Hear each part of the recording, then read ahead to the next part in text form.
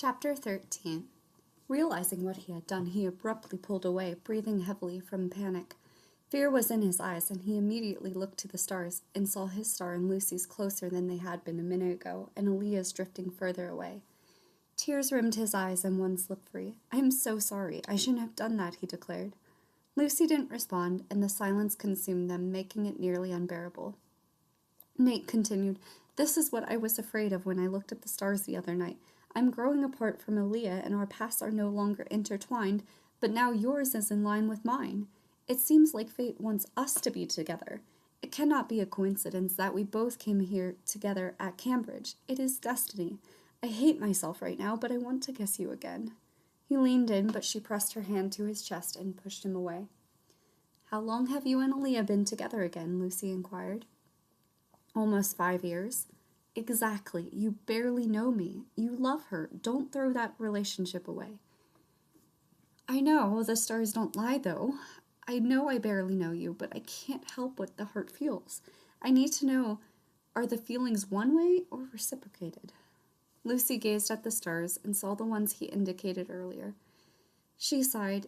"It is so perfect tonight, is a cloudless sky. You can truly gain the experience the library offers." "Don't change the subject," he snapped. "Answer the question." She swallowed hard and bit her lip. He turned her head to make eye contact, and trembling she answered, "Yes, I feel for you, but I am not going to do this to your relationship." "It's my choice." He leaned in and kissed her again. Quickly she shoved him away. "Nate, please. I'll be with you if you aren't cheating, but I don't think that's what you want." He sat silently, staring intently at her. "Are you going to go home tomorrow and end your relationship with Aalliyah?" He sighed heavily. "No, I'm not doing that." "All right, then stop with me." "But I want to be with you. Breaking up with Aalliyah is complicated." "You still love her?" "Not like I used to, but yes. Still, I speak truly. My heart cries to be with you. Your lips feel right. This is my choice, Lucy. I am choosing to be this type of person. Please don't make decisions for me. You are not doing anything wrong. I am, but it has to be this way for now. There is no other way. Can you accept that?" She took a deep breath and nodded. He grinned and stole another kiss. The two sat silently wrapped in each other's arms for a long while, watching the stars. When their necks got tired, they lied down on the floor. Now Nate understood why Lucy had used the beanbag as a pillow. It was far better than resting only on the hard ground. Shortly, Lucy fell asleep and unintentionally rolled closer to Nate and laid her head on his shoulder. At once Nate burst into tears, upset with himself, knowing he was going to hurt the woman he had cared so much about for years. Come morning, the sun encased the room and made Nate warm until it woke him up. He beamed, seeing Lucy asleep on his chest. Slightly he shifted and kissed her cheek. A smile crossed her lips, and she sighed contently as she let her eyes open. "Nate," she began, "you had been looking at the charts and research intently the last few days after seeing Aalliyah's star and yours were no longer in line. What were you so concerned about? Because it was more than changing of your heart." "One of the first times our paths crossed, I saw the star of love, and when I looked into her eyes, it was reflected. Do you know the legend of the star of love?" Lucy shook her head and replied, "You've told me so many legends since we arrived, I cannot recall the specifics." "Basically, it says the first person to see the star of love in that same moment sees it reflected in the eyes of a person near them. Those two are destined to be together. Aalliyah and I are drifting apart because I am choosing you, which would mean the legend is false. If the legend is a lie, then how many others are lies? I spent my entire life believing these legends and following my life based on them. I worked to discover more and write more legends and prove existing ones to skeptics. Now, seeing the star of love as a lie, I haven't a clue where I stand in life." "What if it is true and there is a part of the legend you didn't know? What if our story fits the legend and still explains everything else? You said Aalliyah is a star child, right?" Nate nodded. "And that means she is like super special and connected to the night sky?" Again he nodded. "Well, what if she always has the stars reflected in her eyes? Then it wouldn't be significant. Everyone would see it. Or what if only the star of love could be reflected in her eyes, but two stars were reflected? Nate lit up with a new hope. You might be right. I need to dive deeper into the legend and see if I can find any more to prove that point. He kissed her for a long moment. All day the two spent doing research side by side, holding hands and stealing kisses any opportunity given. Nate cupped her soft cheek in his palm and leaned over to capture her lips again. Well, I see you two are getting along splendidly, remarked Dr. Gilbert, coming to the top of the stairs. The two pulled away quickly, extremely embarrassed. Good morning, Dr. Gilbert, Lucy chimed. I came to see if either of you needed any help with your studies, but I didn't mean to interrupt a moment. Come find me if you need anything at all, and I'll leave you lovebirds alone. The professor descended the stairs and Lucy giggled playfully before stealing another smooch. Nate dawdled there as long as he could tarry before he'd have to head home to Jeramie and Aalliyah. Reluctantly, he started the drive home, but his mind was back in Cambridge with Lucy. Aalliyah happily greeted him at the door with a kiss on his cheek. How was the skylight for stargazing? She asked excitedly. Oh, fantastic, he cried. She waited eagerly for him to go on and tell her all about it. But he didn't, and pushed past her. He remained quite quiet throughout the evening, which concerned his two friends because he usually was excited to share what he found or how his day was. Aalliyah lied beside him in bed and was surprised he didn't hurry to wrap his arms around her, so she rolled over onto her side closer to him. She kissed his cheek and then his shoulder. Gently she rubbed his shoulder and pointed out, You are really tense. It's been a lot at the university, he replied, which wasn't a lie, but it wasn't the real reason he was holding tension. It was because he didn't love her like he used to, and he would rather the girl beside him in that moment be Lucy. She kissed his cheek, then she crept her hand under his shirt and swept it across his chest. Affectionately, she ran her hand in circles. Slowly, she lowered her hand until it landed on the center of the stern of the ship. Feather, he cried through clenched teeth in efforts not to cry louder and wake Jeramie in the other room. Immediately, he snatched Aalliyah's hand and pleaded, Can we not do this now? I'm exhausted from not sleeping in my own bed last night. We can horse around another night. Of course, she replied, propping herself up on her elbow and kissing his lips. Good night. Good night. On August 11th, Dr. Gilbert requested Nate and Lucy come into the conference room. They knew it was to find out how the department and university felt about the papers they had written. They also knew their relationship hung in the balance. They wanted to make it work, even if one of them was denied professorship. Lucy swore if she was sent home, she would move to England, and Nate promised he would visit often if he was the one sent home. Hand in hand, the two walked into the room to face whatever was thrown at them. Dr. Gilbert stood tall at the front of the room, holding papers in her hand. Good morning, lovebirds, she chimed playfully. Take a seat. The two sat down at the desk, nearest to the front of the room. Dr. Gilbert let the silence linger, knowing it was bothering them, and they were anxious to know the results. The ticking of the clock taunted the two, and Nate's patience was running thinner with each second. Finally, Dr. Gilbert spoke. The two of you have worked very hard during the past 3 months in your area of focus. Your details in the paper are evident of that.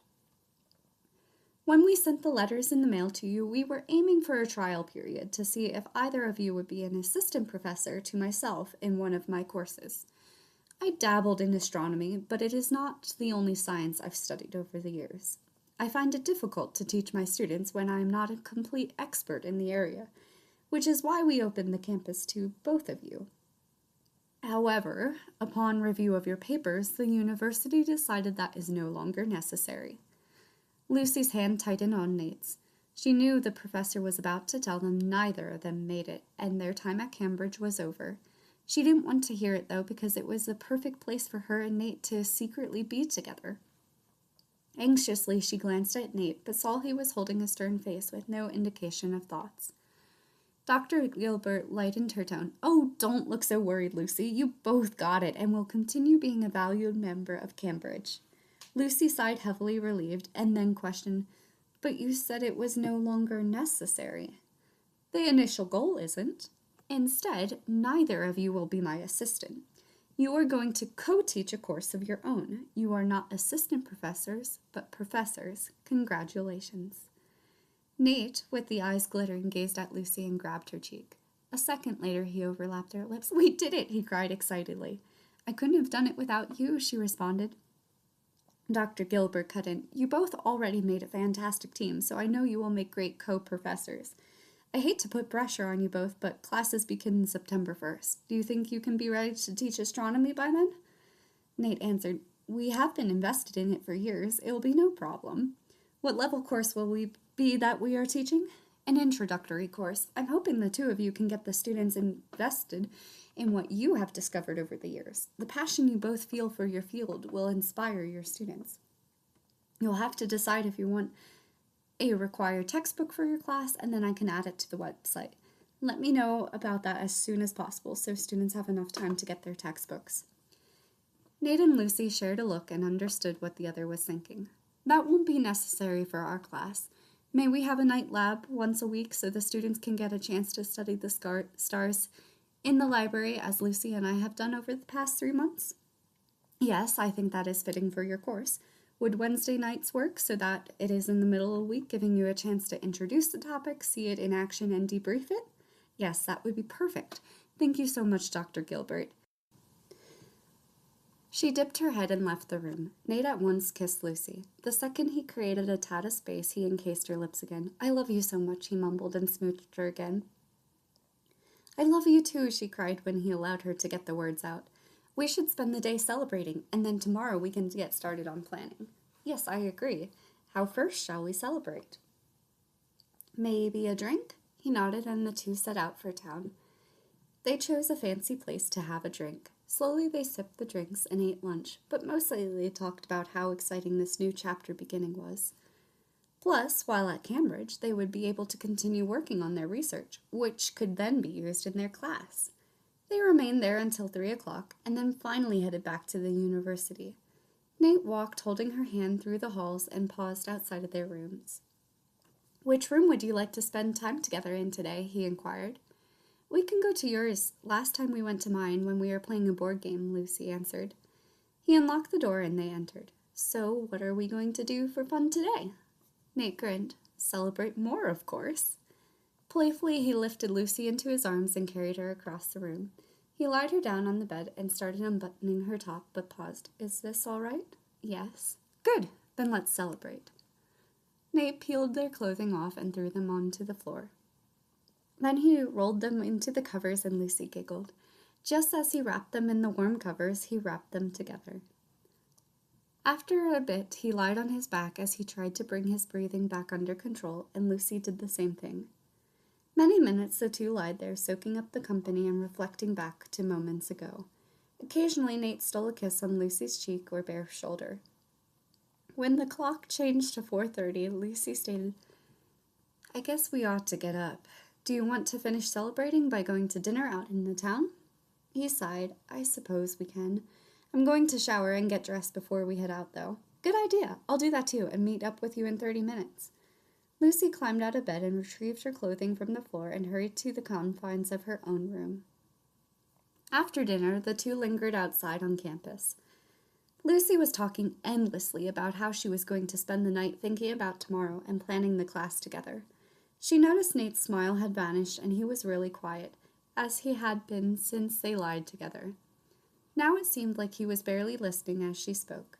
Cautiously she thought, did we take it too far, too fast? He shook his head. Then what is bothering you? Nothing, he assured and sealed his word with a kiss. He glanced at his watch and saw it was 8 o'clock. I should be off. I'll see you tomorrow. Safe travels. As he drove, thoughts consumed him and tears started running down his face. It got to the point he could barely see, so he pulled over and let himself break down. He wasn't upset with what he did, and he felt no regret. But he was bothered by the fact it had gone better than it ever did with Aalliyah. Aalliyah always coiled at his touch. It was enjoyable for her, sure, but he knew his style didn't click with her. She needed a tender and gentle touch, something he'd never be able to give her.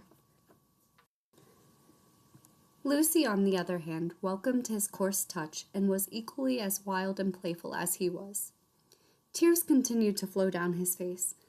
Then his heartache became anger. He was mad at himself for knowing he was putting Aalliyah through this. Mad that his 5-year relationship was ending, and he was mad that he loved Lucy so passionately. With this new emotion settling in, His tears dried, and he was able to drive the rest of the way home safely. When he entered, Aalliyah noticed immediately he had a sharpness to him. Instead of asking about it, as she often would, she greeted him with a warm smile and kissed his cheek. She waited for him to say something, but he didn't. She could tell he was thinking about something, though, and did not want to interrupt his thoughts. He walked into their bedroom, and she followed him. He peeled his shirt off and tossed it into the wash basket. Then he spun around, and Aalliyah met him with a warm smile. He placed his hand on her chest and shoved her backwards onto the bed.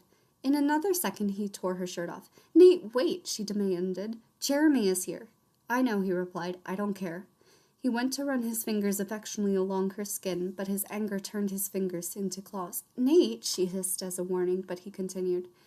She sucked in her breath and held it, trying to bite back the pain his daggers were causing. Finally, she released it and begged, "Please take a deep breath and calm down. I can tell something has you upset, but stop taking it out on me. You're hurting me with your nails." Her soft words didn't even process in Nate's brain. He ripped her pants off as if they were on fire. "Slow down," she pleaded, but he hardly listened. "Ow! Feather! Nate!" she shrieked loudly. He paused then and saw a tear of pain slide down her cheek. He sighed heavily and threw himself on the bed beside her. She was shaking, and rivers of tears flowed down her face. She flicked the lamp on, and he saw a trickle of blood on her chest from where Nate's razor nails had cut her. Softly she sighed and grabbed a tissue and dabbed her skin. For several minutes Nate remained silent, trying to let his anger dissipate. Finally he calmed down and reported, "I'm sorry. I didn't mean to hurt you. I had a hard day at Cambridge and took it out on you. I am so sorry." He propped himself up onto his elbow and brushed her hand off to see where he had scratched her. With a hint of tears in his eyes, he leaned over and kissed her chest. "I am so sorry. You don't deserve this. I'm horrible." Aalliyah didn't realize he was referring to also cheating on her. "Did you not get to be the assistant professor?" "No. Now I am going to be a professor, teaching an entire course." "That's amazing." "Yes, but it will consume so much more of my time, and I won't be able to spend as much time with you." Of course he was lying, and that wasn't at all what troubled him, but he would never tell her the true reason. "Oh, Nate, it's going to be okay." She kissed his shoulder in efforts to comfort him. He rolled over to his side and showered her body in smooches, but took it no further that night. The following morning, Nate kissed her briskly and scampered off to get to Cambridge. Jeramie and Aalliyah sat at the table eating breakfast. Jeramie was unusually quiet, and she saw he seemed really tired. His eyes also showed concern or were troubled, but Aalliyah couldn't fully tell. When Aalliyah finished eating, he spoke for the first time.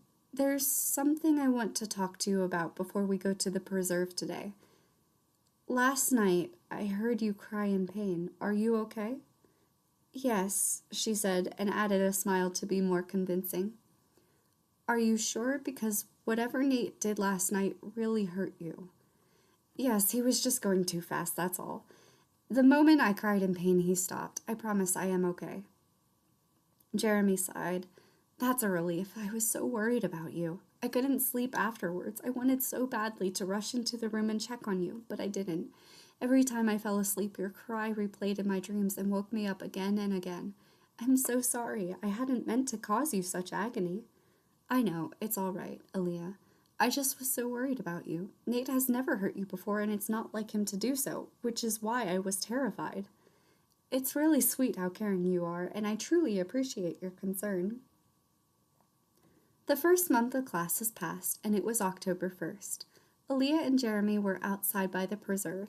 Affectionately, Aalliyah rubbed Melody's neck, and the mare seemed to enjoy it. She sighed softly, and the horse nudged her. Jeramie declared for Melody. "She knows something is bothering you. She and I both are here to listen if you want to talk." Again she sighed. "I just miss Nate. I know he is really invested in teaching the course, but he rarely comes home for dinner. I barely see him. And today is Wednesday, which means he'll be spending the night. No matter how many weeks go past, I can't get used to sleeping alone on Wednesdays. I miss him." Jeramie took a step closer to her and placed his hand on her back. Gently he rubbed her shoulder blade, trying to comfort her, but he knew only Nate would truly be able to help her. Then he lit up and offered, "At least in another week it will be fall break, and he will have a few days off." Aalliyah shook her head and explained, "He's going to visit his parents." "And you're not going?"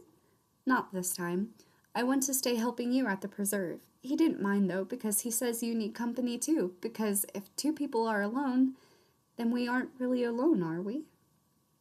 "I suppose not, but you love his parents, and you don't get to see them often, and you are at the preserve every day." "Yes, I know, but I always feel out of place when visiting them. Nate and I stay in his childhood bedroom, and I don't sleep as well. Plus, it's small for two people. I like when they come here to visit.